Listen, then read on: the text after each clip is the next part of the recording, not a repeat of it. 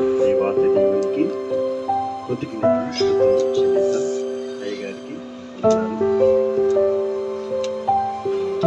తోటి సహోదరు సహోదరులు అందరికీ మన ప్రభువైన యేసుక్రీస్తు నామములో వందనాలు చెల్లిస్తున్నాను. హల్లెలూయా. దేవునికి మహిమ కలుగును గాక. నేను ఎక్కువ సమయం తీసుకుని దైవజనులు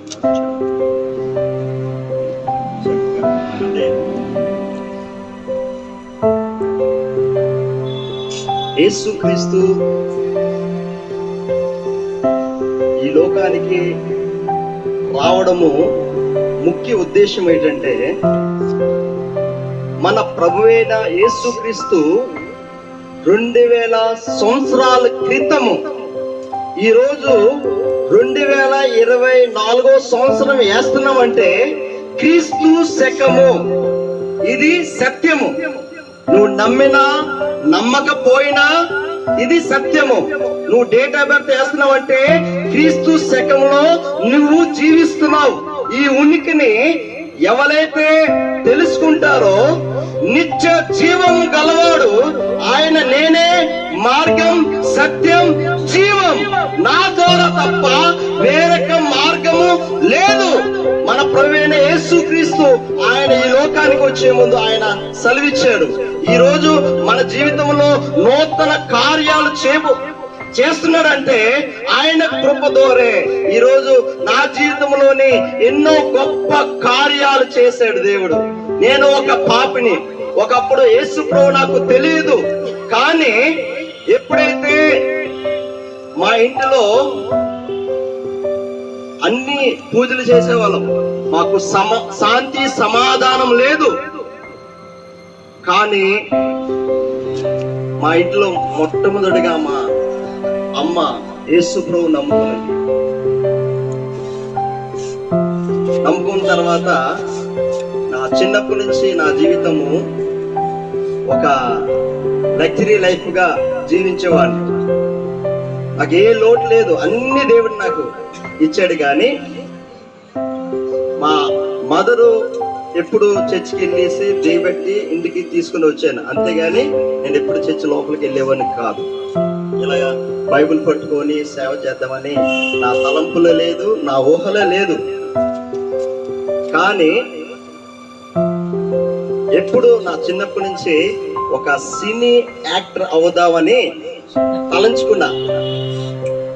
నా ఏము, నా లక్ష్యము, నేను ఏదో ఒక రోజు ఒక సైడ్ క్యారెక్టర్ అయినా ఉండాలా, సినీ ఇండస్ట్రీలో ఉండాలా, నా లక్ష్యంలో ఉండేవాడిని. నా ఏం చిన్నప్పటి నుంచి నేను ఏదో ఒక రోజు గ్యారంటీ వెండి తెర మీద కనిపించాలని. కానీ ఎప్పుడు అనుకోలే ఈ హీరోకి ఏ అలవాట్లు ఉన్నాయో, సిగరెట్, మందు, అనేక చెడు వ్యసనాలకి బానిస అయిపోయాను. అలాంటి స్థితిలో నుంచి మా అమ్మకి నాన్నకి తెలియకుండా కాలేజీ ఎగ్గొట్టేసి సినిమాలకి ఈ హీరో లక్షణాలన్నీ, అలాంటి వ్యక్తిని నేను. ఆ బానిసత్వం ఆఖరికి సిగరెట్ లోపల గంజా పెట్టుకొని సిగరెట్ దమ్ము తాగేవాడు. ఒక్కరోజు సిగరెట్ లేకపోతే ఉండేవాని కాదు. రోజుకి 20 సిగరెట్లు, కైని, అనేక డ్రగ్స్ కి బానిస అయిపోయాను నేను. అలాంటి స్థితిలో నుంచి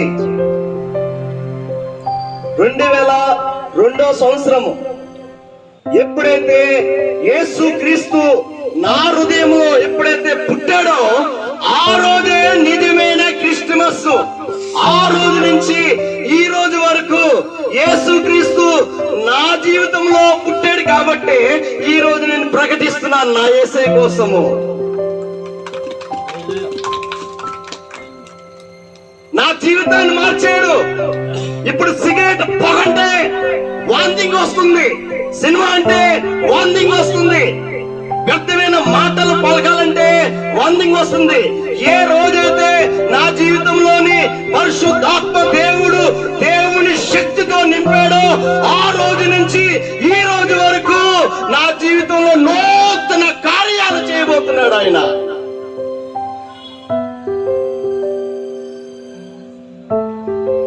ఎప్పుడైతే నా హృదయంలో పుట్టాడో ఆ రోజు నుంచి ఈ రోజు వరకు రోజు పండగే, ప్రతి దినము పండగే, క్రీస్తులో ప్రతి దినము పండగే.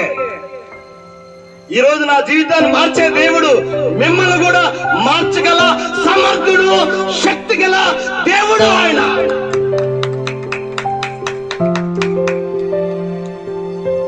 ఆయన నిన్న నేడు నిరంతరం ఒకే రీతిగా జీవిస్తున్నాడు ఆయన. ఈరోజు ఆ 2000 సంవత్సరాల క్రితము రోమిల్ చక్రవర్తి కాలంలోని ఆయన ఇజ్రాయేల్ బెత్లెహేములో ఆయన పుట్టాడు. అది సత్యము,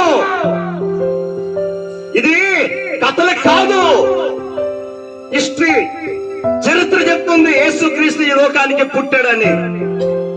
ఆయన జన్మించాడు ఎందుకు? లోక ప్రజల పాపాల నిమిత్తం పరమాత్మ నుంచి ఒక పరిశుద్ధమైన బలియాగం చిందిస్తే గాని పాప విమోచన జరగదు. ఆ పరమాత్మే యేసుక్రీస్తు ఈ లోకానికి వచ్చాడు. ఆయన నీ కోసము నా కోసము లోక ప్రజల పాపాల నిమిత్తము అందరి కోసం ఆయన మరణించి తిరిగి తిరిగి లేచాడు. ఆయన 3వ దినాన్ని. నేటికి కూడా ఆయన ఆ సమాధి ఖాళీగా ఉంది. మనలో ఇప్పుడు నీ హృదయంలో ఎప్పుడైతే నువ్వు ఆహ్వానిస్తావు యేసయ్యని, ఈ రోజు నీ జీవితంలోకి వస్తున్నాడు ఆయన. హల్లెలూయా, దేవునికి మహిమ కలుగును గాక. నిన్న నేడు నిరంతరం ఒకే రీతిగా ఉన్నాడు. నా జీవితాన్ని మార్చే దేవుడు మిమ్మల్ని కూడా మార్చగల సర్వశక్తి గల దేవుడు ఆయన. అందుకే యేసుక్రీస్తు ఈ భూలోకానికి వచ్చాడు.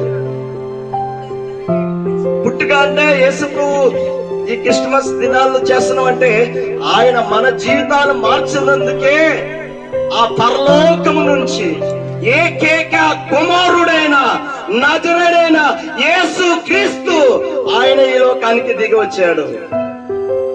మనుషులు చేసిన ప్రతి పాపము ఆయన భరించి ఈరోజు ఆయన యందు విశ్వాసం ఉంచితే నిత్య జీవము అనుగ్రహిస్తున్నాడు. మన భాషలో చెప్పాలంటే స్వర్గము ఒక మార్గము యేసయ్య మనకి చూపించాడు. హల్లెలూయా, దేవునికి మహిమ కలుగును గాక. యేసుక్రీస్తు ఊరికే పుట్టలేదు. ఆయన ఒక కాలం సంపూర్ణమైనప్పుడే ఈ లోకానికి దిగి వచ్చాడు. ఆయన నీ కోసం నా కోసం పుట్టి ఆయన నిత్య జీవం మనకి అనుగ్రహించాడు. యేసు నామానికి మహిమ కలుగును గాక.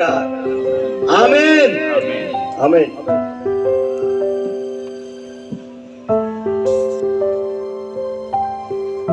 సాక్ష్యం